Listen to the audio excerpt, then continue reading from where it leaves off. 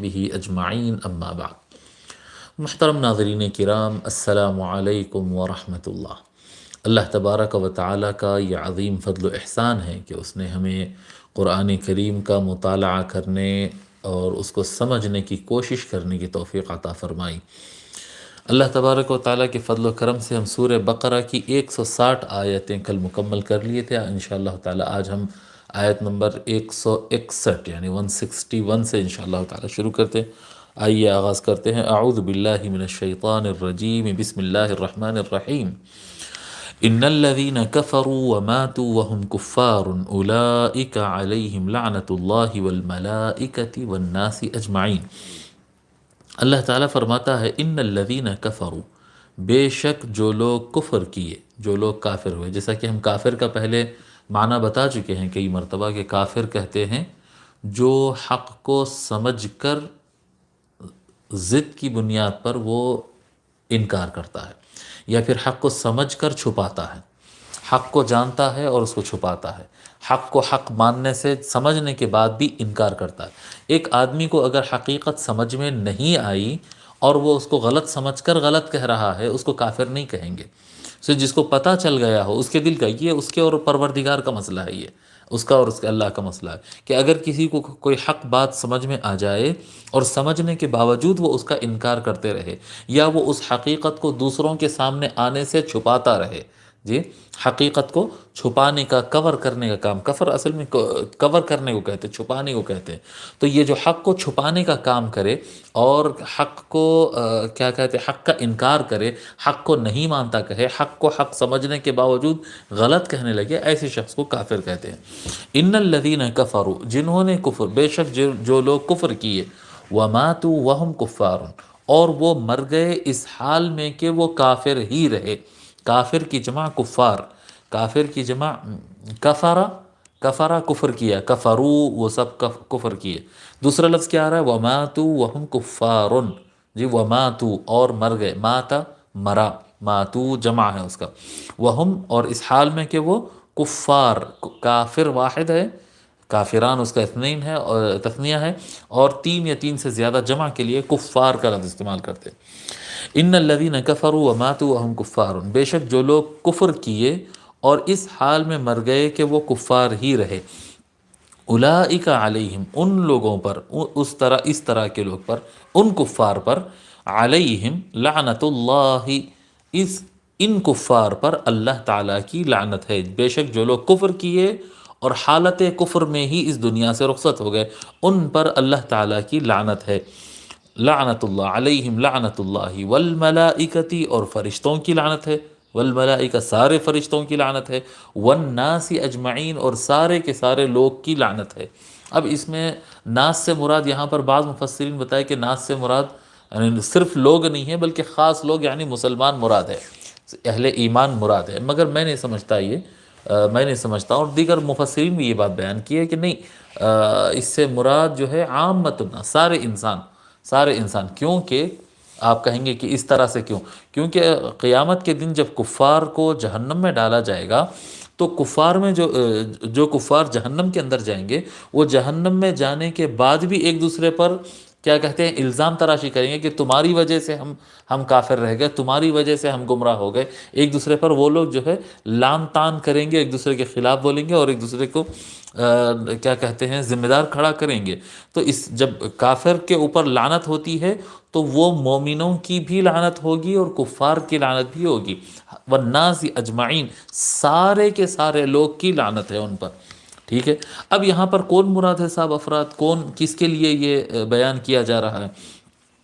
تو اس کے یا تو یہ ہو سکتا ہے کہ یہ ایک نیا بیان شروع ہو رہا ہے کافروں سے متعلق، اور یہ زیادہ موزون نہیں ہے، بلکہ یہ زیادہ موزون بات یہ ہے کہ یہ اپنے پچھلے مضمون سے کنیکٹڈ ہے۔ پچھلا مضمون کیا چل رہا تھا دیکھیے آپ، اللہ تبارک و تعالیٰ فرمایا تھا آیت نمبر 159 میں، ابھی ہم جو پڑھے 161، 2 آیت پیچھے جاتے ہیں۔ میں ہمیشہ کہتا ہوں یہ بات کہ اگر تفسیر قرآن اور یا حدیث شریف پڑھ رہے ہوں تو بہتر یہ ہوتا ہے کہ آپ اپنے سامنے قرآن کریم کو رکھیں، قرآن کریم کو سامنے رکھے. یہ حدیث شریف جب بھی ہم پڑھتے ہیں تو وہ جو حدیث شریف ہم پڑھ رہے ہیں وہ کتاب سامنے اگر رکھیں تو آپ کو سمجھنے میں زیادہ اچھا رہتا ہے، زیادہ بہتر رہتا ہے. جو کتاب پڑھ رہے ہیں وہ کتاب، ساتھ میں ایک پلین نوٹ بک اور ایک پین، یہ تین چیز اگر ہو تو علم حاصل کرنے میں آسانی ہوتی. بہرحال تو یہ جو آیت ہے ان الذین کفروا وماتوا وهم کفار، یہ آیت پچھلے مضمون سے کنیکٹڈ ہے. آیت نمبر 159 159 میں کیا بیان کیا گیا تھا؟ ان الذین یکتمون ما انزلنا من البینات والہدی، بے شک وہ لوگ جو چھپاتے ہیں ان چیزوں، ان باتوں کو، ان تمام باتوں کو جو ہم واضح دلیل کے طور پر، روشن دلائل کے طور پر، جو روشن دلائل اور جو ہدایت کی باتیں ہم نازل کیے ان کو جو لوگ چھپاتے ہیں، بعد اس کے کہ ہم اس کو سارا کچھ قرآن میں کتاب میں بیان کر چکے ہیں. من بعد ما بیناہ للناس فی الکتاب، یعنی تورات میں، انجیل میں، قرآن میں اللہ فرما رہا ہے کہ جو حقائق، جو کھلے واضح دلائل کو ہم نے نازل فرما دیا ہے، اور جو ہدایت کی باتیں ہیں ہم نازل فرما دیا ہے، واضح کھول کر بیان کر دیا ہے. اب تم اسے جو چھپا رہے ہو، اولئک یلعنہم اللہ، ان پر اللہ تعالیٰ کی لعنت ہے، ویلعنہم اللاعنون، اور ساروں کی لعنت ہے. وہ سارے کون ہیں؟ وہ آیت نمبر 161 میں آ گیا وہ. ٹھیک ہے، تو یہاں پر دیکھو آپ چھپانے کی بات آ رہی. حق جان گئے، کتاب میں موجود ہے، سمجھ میں آ گیا، لیکن دوسروں تک پہنچنے سے چھپا رہے ہیں اور بتا رہے ہیں کہ اس طرح کی کوئی چیز ہے ہی نہیں. یہ کیا تھا؟ یہ کفر تھا. یہ کفر تھا، اور یہ آیت اسی سے کنیکٹڈ ہے. کیا فرما رہا اللہ تبارک و تعالیٰ؟ بس وہی بات ہے. یہاں پر لفظ الگ فرمایا، یہاں پر کتمان کا لفظ استعمال کیا، چھپانے کا، اور یہاں پر اس کے رزلٹ میں جو بندہ بن جاتا ہے حق کو چھپانے، حق کا انکار کرنے، حق کے خلاف کام کرنے کی وجہ سے جو انسان پہنچ جاتا ہے، کہاں پہنچ جاتا ہے؟ کفر تک پہنچتا ہے. فرمایا وہ رزلٹ کو یہ آیت میں بیان کر رہے ہیں، ان الذین کفروا وماتوا وهم کفار. ٹھیک ہے، اس پر امام نصفی رحمۃ اللہ علیہ یہی بات لکھتے ہیں اور فرماتے ہیں یعنی الذین ماتوا من ہؤلاء الکاتمین، کلیئر الفاظ میں. دیکھو آپ آیت نمبر 159 میں اللہ تعالیٰ فرمایا تھا ان الذین یکتمون، قتم کا لفظ استعمال کیا، میوٹ کرنا، چھپا دینا، بند کر دینا، ڈھانپ دینا. جی، یکتمون جو اللہ تعالیٰ فرمایا ہے، امام نصفی وہی لفظ استعمال کرتے. ان الذین کفروا وماتوا وهم کفار، یعنی الذین ماتوا من ہؤلاء الکاتمین. آیت نمبر 161 میں جو کفار کا ذکر کیا جا رہا ہے، یعنی یہ وہی لوگ ہیں جو حق کو چھپانے کا کام کیے تھے. جی، وَلَمْ يَتُوبُوا، حق کو چھپانے کا کام کیا اور توبہ نہیں کیے. کیونکہ جو توبہ کر لے تو پھر آیت نمبر 160 میں بیان ہوگا کہ اللہ تعالیٰ جو توبہ کر لے، اصلاح کر لے، اور جو چھپایا تھا اس کو کھول کر بیان کر دے تو پھر اللہ تبارک و تعالیٰ معاف کر دیتا ہے. تو فرماتا ہے اللہ تبارک و تعالیٰ، ہاں بے شک جو لوگ کفر کیے اور اس حال میں مر گئے کہ وہ کفار ہی تھے، یعنی جو وہ اس حقیقت کو چھپانے اور حقیقت کے خلاف کرنے والے لوگ. فرماتے ہیں اولئک علیہم لعنت اللہ والملائکۃ والناس اجمعین، ان پر اللہ تعالیٰ کے اور سارے فرشتوں کے اور سارے انسانوں کی لعنت ہے ان پر. ذکر لعنتہم، امام نصفی رحمۃ اللہ علیہ فرماتے ہیں ذکر لعنتہم احیاء ثم لعنتہم امواتا. جی، اللہ تبارک و تعالیٰ سب سے پہلے ذکر کیا حالت زندگی میں ان پر ہونے والی لعنت کو، اس کے بعد مرنے کے بعد جو ان پر لعنت ہوگی اس کا ذکر کیا. پہلے جو آیت نمبر 159 میں جو لعنت کا ذکر کیا جا رہا ہے کہ ان پر اللہ بھی لعنت بھیجتا ہے اور ان پر سارے لعنت بھیجنے والوں کی لعنت بھیجی جاتی ہے. ٹھیک ہے، تو وہاں پر پہلے جو آیت 159 میں جو ذکر ہوا وہ لعنت ان کی زندگی سے متعلق ہے کہ اس حیات دنیا میں، اس زندگی میں بھی اللہ تبارک و تعالیٰ کی لعنت ہے ان پر اور سارے لوگ کی لعنت ہے. اور آیت نمبر 161 جس کو آج ہم پڑھے ہیں، اس آیت میں جو لعنت کا ذکر آ رہا ہے وہ لعنت قیامت کے دن ان کا جہنم میں جانے کے وقت جو ہوگا وہ لعنت کی بات ہو رہی ہے. یعنی موت کے بعد جب اللہ تبارک و تعالیٰ ان کو جہنم میں ڈالے گا. لعنت کیا ہے؟ لعنت ہے اپوزٹ آف رحمت، رحمت کا اپوزٹ، رحمت کی ضد. اللہ کی رحمت، اللہ کی لعنت. جہاں پر رحمت، اللہ تعالیٰ اپنی رحمت کا سایہ ہٹا لے، اللہ تبارک و تعالیٰ اپنی رحمت جس بندے پہ سے ہٹا لے وہ بندہ لعنت میں رہتا ہے. بالکل اسی طرح سے جیسا رشتہ روشنی اور اندھیرا کا ہے. جی، سمجھانے کے لیے کہہ رہا ہوں، تشبیہ نہیں ہے یہ.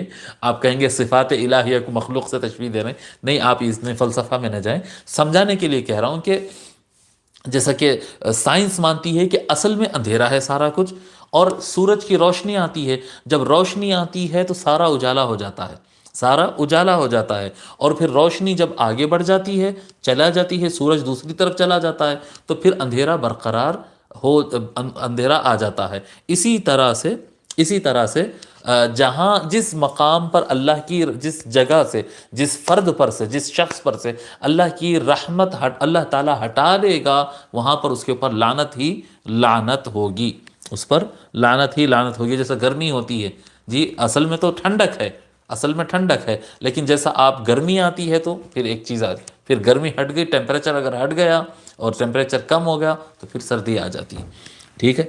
تو رحمت اور لعنت کا یہ رشتہ۔ اچھا، یہ دوسری مرتبہ جو لعنت آیا ہے، یہ لعنت دوسری زندگی یعنی مرنے کے بعد کی زندگی اور جنت اور جہنم سے متعلق جو بات ہے، ادھر کا چیپٹر چل رہا ہے، یہ کیسے معلوم ہوا؟